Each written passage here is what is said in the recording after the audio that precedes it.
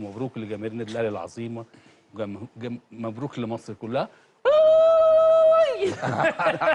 ده لازم على فكره كل كاس افريقيا. السلام عليكم ورحمة الله.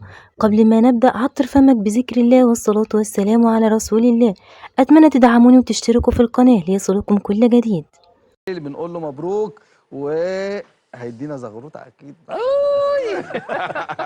كابتن مصطفى يونس حبيبي يا بوبس، مبروك يا كابتن مصطفى. مبروك للنادي الاهلي ومبروك لجماهيره الكبيره، وانا ما كانش عندي لحظه شك ان احنا هنكسب. وانا طول عمري قلت ان احنا عايزين جول واحد نكسب بيه. والحمد لله كسبنا بالجول، ما ينفعش نخسر منهم مرتين. وزي ما بقول معاك دايما هعملها لك دلوقتي.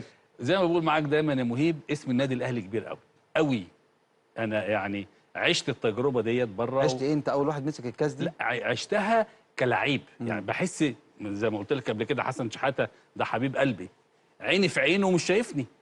بقول له حسن انت ما بتسلمش عليا ليه واحنا بنسخن؟ قال لي كذا مش شايفك. حسن شحاته بقى مش. فاسم النادي الاهلي كبير جدا، فمبروك لجماهير النادي الاهلي العظيمه، مبروك لمصر كلها. ده لازم على فكره كل كاس افريقيا لازم يعملها. كان بيعملها اول واحده بتاعت ابو تريكه. انا خلاص وقفت ويئست. كنت في الاذاعه ساعتها. 7 8 دقايق يا اسامه ما بفتحش بقي، واحنا عاملين ماتش ايه الشوط الثاني، وراح ابو تريكه طاخ. والله يا عظيم يا بوبس، لوحدي كده لقيت الزغروطه طالعه ايه في الاذاعه، قلبت مصر كلها. هيظهر كتير قوي.